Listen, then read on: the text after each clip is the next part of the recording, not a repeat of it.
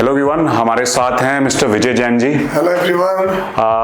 आपकी जानकारी के लिए बता दूं कि ये है हमारे राष्ट्रीय record holder in plank. Plank एक ऐसा मूवमेंट है जिसे देखने में बहुत इजी लगता है, लेकिन महज आदमी 5 मिनट करने में मतलब एक नॉर्मल आदमी के लिए, एक एथलीट के लिए भी 5 to 10 मिनट्स करना एक डिफिकल्ट टास्क होता है।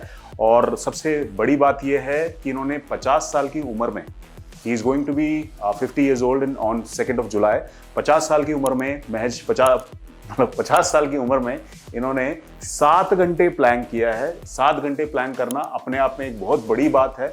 और इनका जो टारगेट है वो टारगेट ये है कि ये गिनीज वर्ल्ड रिकॉर्ड के लिए प्रिपरेशन कर रहे हैं, जिनमें इनका टारगेट है कि इन्हें 10 घंटे के लिए करना है।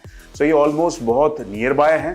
सिर्फ 3 घंटे की बात और है जो इन्होंने अपना रिकॉर्ड बनाना है और उसके बाद में मतलब भारत का परचम फहराना है। Thank you very much. आप सब लोग हमारे साथ जुड़े रहिए। और ये आज हमारे पास में अपना एक एडजस्टमेंट कराने आए हैं, जिसके बाद इनकी जो एथलेटिक परफॉर्मेंस है वो बढ़ेगी। Thank you very much. Cheers. ताकि ये रिकवर हो सकें और नेक्स्ट डे इनकी जो प्रैक्टिस होती है उसके लिए ये तैयार रहें।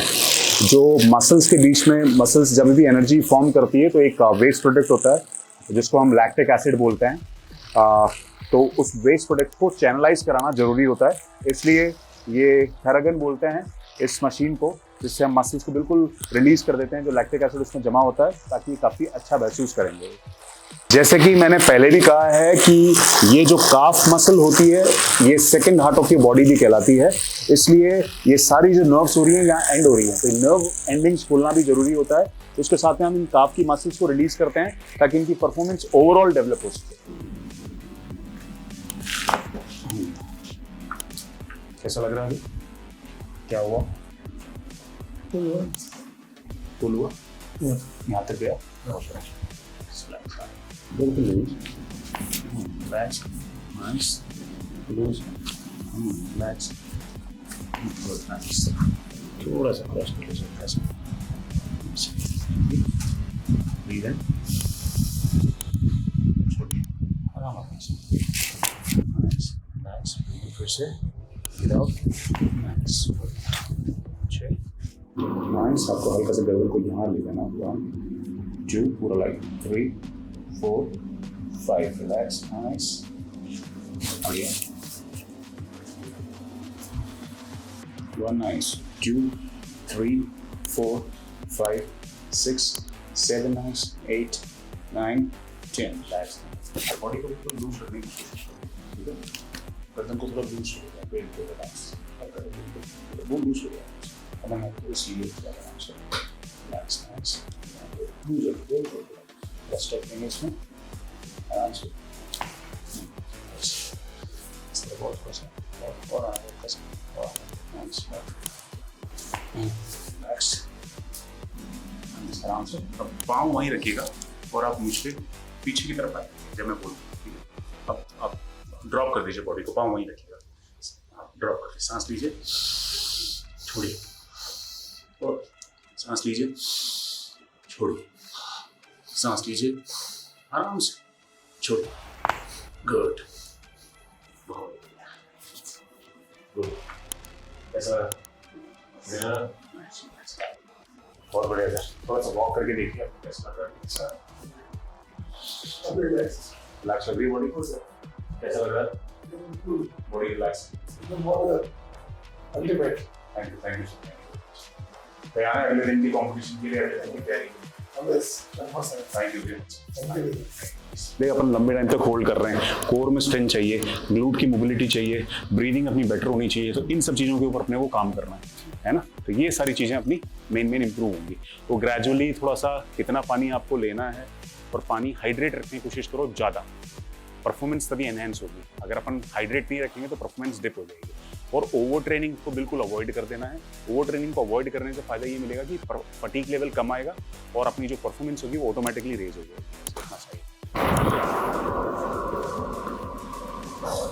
That's it, nice, neutral।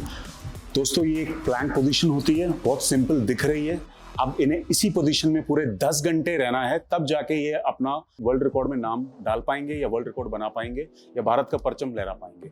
सो इन इस मूवमेंट में जो जो चीजें इनको मदद करने वाली है, देखिए इसमें आप देख सकते हैं कि शोल्डर पे कितना जोर पड़ रहा है, यहाँ पे इनकी ट्राइसेप्स मसल्स कितनी एंगेज हो रही है, इनकी कोर में कितनी स्ट्रेंथ चाहिए और फ्लेक्सिबिलिटी कितनी चाहिए, इनकी जो बैक मसल्स है इस पर कितना स्ट्रेस आ रखा है। ये जो शोल्डर ब्लेड है इसको अलग हम तरीके से ट्रेन करेंगे। इनकी जो नेक मसल है पूरी डिप पड़ी हुई है, तो लंबे टाइम तक डिप रहेगी तो नेक में पेन चालू हो जाएगा, जिसकी वजह से इनको प्रॉब्लम आ सकती है। दूसरा, इनकी टो की ग्रिपिंग देखिए, ये लंबे टाइम तक टो की ग्रिपिंग ऐसे ही रहेगी।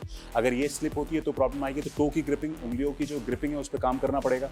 अगर इनकी हैमस्ट्रिंग ज़्यादा टाइट है तो ये डिप हो जाएगी, तो इनकी हैमस्ट्रिंग को भी इनको न्यूट्रल रख के थोड़ा सा रेस करके रखना पड़ेगा। ग्लूट्स की मोबिलिटी और ग्लूट्स की स्टेबिलिटी बनाए रखनी पड़ेगी ताकि ये लंबी देर तक उसको कर सकें, ठीक है। और साथ ही साथ इनका जो एल्बो का स्ट्रेंथ है वो भी मेंटेन करना पड़ेगा।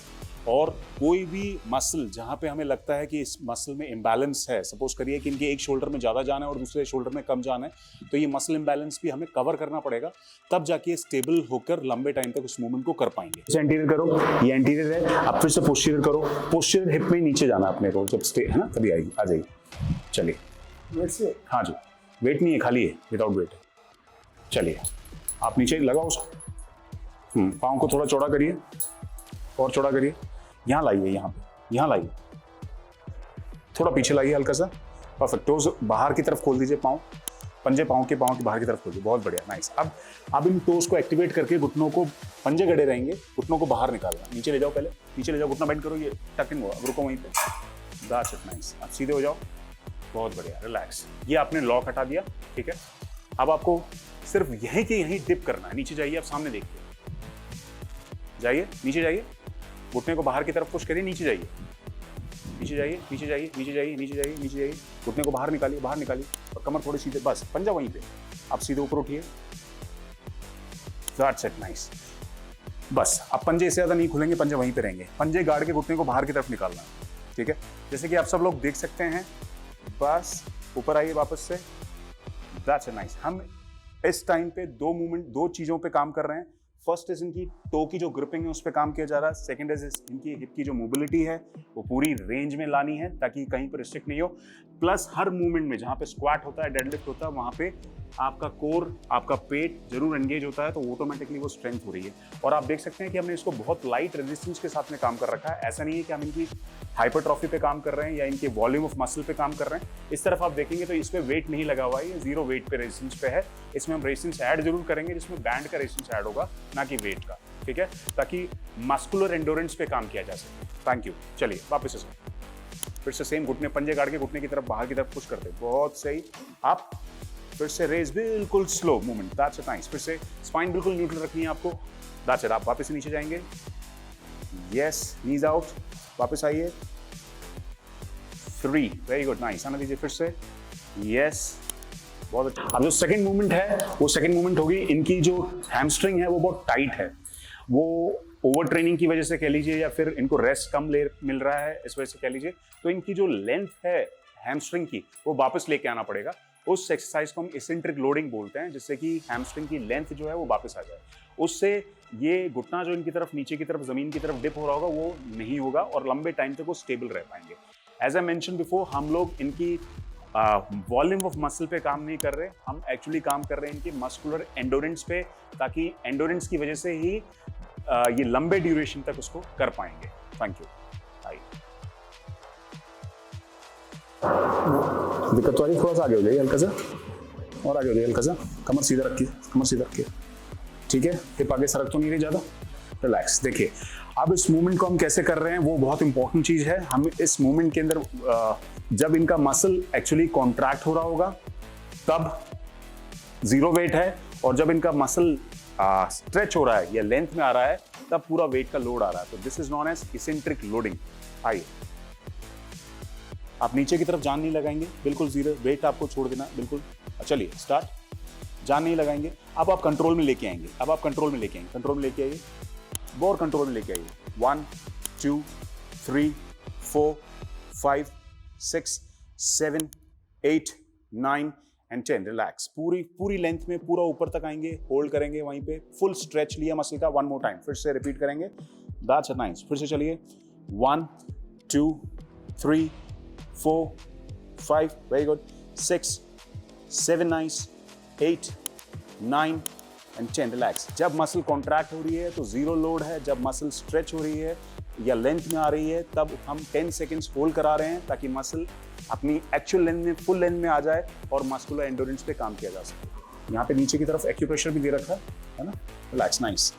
अब इस मशीन पे हम इनको इसलिए करा रहे हैं ताकि कंटिन्यू प्लैंक की वजह से इनकी स्पाइन बिल्कुल कंप्रेस्ड हो चुकी होती है, तो स्पाइन को हम डिकम्प्रेस कराएंगे। उसके अलावा इनकी जो कोर की मसल्स हैं, स्पेशली जो इंटीरियर चेन की जो है एब्डोमेन, इनकी एब्डोमेन की जो मसल्स हैं उनको ट्रेन करेंगे ताकि लॉन्ग उस पर्टिकुलर मसल में इतनी स्ट्रेंथ हो कि लंबी देर तक वो होल्ड कर सके। Thank you. ये एक मूवमेंट है जिसमें हम इन्हें बिल्कुल उल्टा कर देंगे और उसके बाद में आप इस मूवमेंट को देखेंगे। Thank you. आइए।